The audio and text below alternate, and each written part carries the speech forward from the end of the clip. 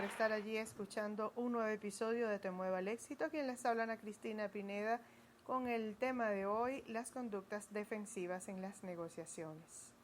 Como les había dicho en el episodio anterior, existe un tipo de conflictos que se llama atracción-rechazo, donde el sujeto se enfrenta con tendencias o actitudes contradictorias que se dirigen a un mismo objeto. Entonces aquí aparecen las ambivalencias. Cuando no se pueden resolver estas ambivalencias, se inician todas las situaciones conflictivas y aparecen las conductas defensivas que tienden a atenuar o hacer desaparecer la tensión o ansiedad generada. Estas conductas defensivas son técnicas con que opera la personalidad total para mantener un equilibrio, eliminando una fuente de inseguridad, peligro, tensión o ansiedad. Son técnicas que logran un ajuste o una adaptación del organismo, pero que no resuelven el conflicto esencial. Entonces, dentro de estas conductas defensivas tenemos la proyección, que consiste en atribuir a objetos externos características, intenciones o motivaciones que el sujeto desconoce en sí mismo. La proyección puede realizarse tanto sobre objetos inanimados como sobre seres animados. Este mecanismo permite depositar la agresión que genera un objeto frustrante sobre otro objeto. Entonces se percibe a este último como agresivo, lo que permite conservar la relación con el primero. Un ejemplo de esto es el sentimiento de amor y odio hacia la madre. El individuo proyecta el odio hacia la hermana y así puede conservar la relación amorosa con la madre. Entonces, la proyección puede dar como resultado una identificación proyectiva en la cual el sujeto experimenta como propias conductas de un objeto externo y vive dichas experiencias a través del otro. También es el caso de lo que siempre ayudan a los demás para vivir a través de ellos y no de sí mismos. Seguimos con la introyección.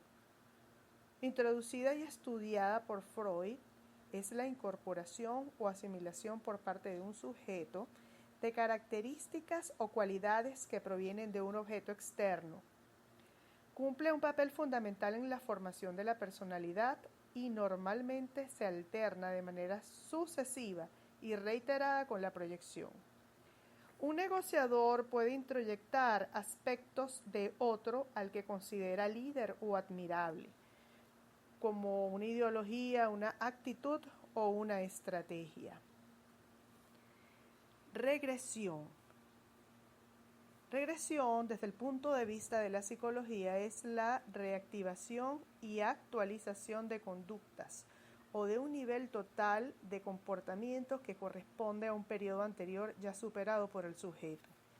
Tiene lugar siempre que aparece un conflicto actual que el sujeto no puede resolver y entonces reactiva y actualiza conductas que han sido adecuadas en otro momento de su vida, pero que corresponden a un nivel anterior, por ejemplo, desde el de la infancia.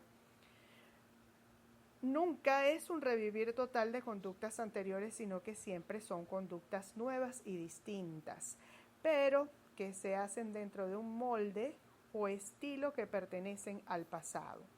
Un típico ejemplo es el de un niño ya mayor que al encontrarse ante un conflicto en su escuela u otro lugar de exigencia, moja la cama cuando duerme.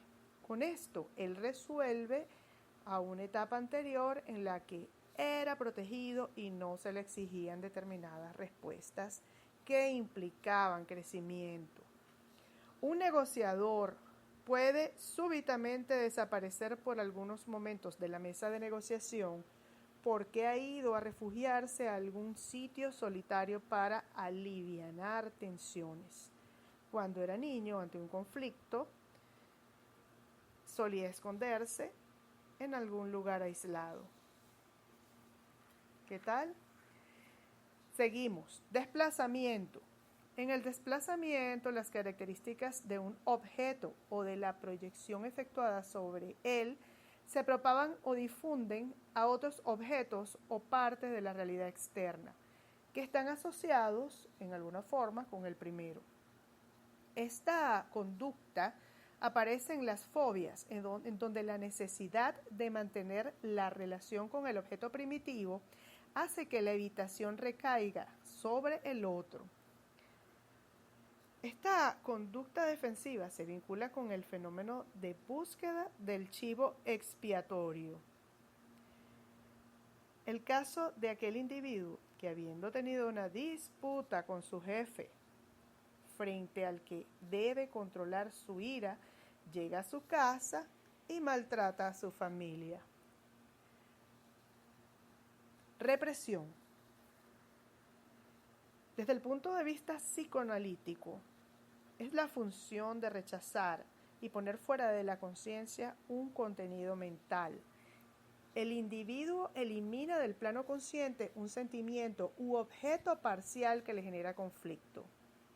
Esta exclusión puede realizarse sobre objetos proyectados y sobre los depositarios de dichos objetos, en cuyo caso se produce una negación de parte de la realidad externa, que queda entonces apartada como si no existiese. Un ejemplo de esto es el olvido motivado no accidental, cuando se requiere borrar un hecho desagradable en el pasado o un deber de cumplir a futuro. Este es el caso de la persona que recuerda de pronto, entre comillas, ¿no?, una cita desagradable, pero solo cuando ya es tarde para concurrir a ella, agregando que un buen negociador debe darse cuenta claramente que la otra parte no quiere concurrir, es decir, está evadiendo. Otra es la conversión. Conversión o somatización. Un conflicto se alivia mediante la expresión del objeto parcial en un fenómeno corporal. Puede ser cualquiera, un dolor de cabeza, una alergia, la parálisis de un miembro, entre otros. Un ejemplo muy bueno sería el de un negociador que, en el momento de tener que firmar un acuerdo con el que no se siente totalmente satisfecho, sufre un súbito dolor o calambre en su brazo. Otro más simple es el de aquel que padece de dolor de cabeza durante la discusión. Seguimos con la inhibición. Mediante esta conducta se inmoviliza uno de los términos del conflicto, aquella parte ligada al objeto parcial que es negado o reprimido y aislado. De esta manera se evita la ambivalencia. Se diferencia de la conversión o somatización en que en la inhibición no hay síntomas, es decir, conductas distintas a las normales. En ella el síntoma es justamente solo la ausencia de la función normal. Racionalización. Es una forma de negación en la que, para evitar el conflicto o la frustración, se dan razones o argumentos que lo encubren. El razonamiento es utilizado para ocultar inconscientemente realidades que resultan desagradables y adecuarlas a las expectativas íntimas. En todo caso, lo que se quiere aquí es acomodar la realidad según la conveniencia de la persona que está racionalizando para no sufrir una frustración. Formación reactiva.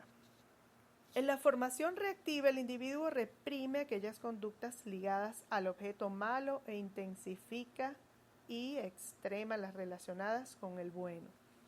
En muchas oportunidades, los individuos rechazan impulsos inaceptables y los encubren actuando exactamente de manera opuesta a los impulsos reprimidos. Es el caso del individuo que tiene que luchar contra tendencias amorales y que además en paralelo se conduce como hipermoral. Y por último, la sublimación.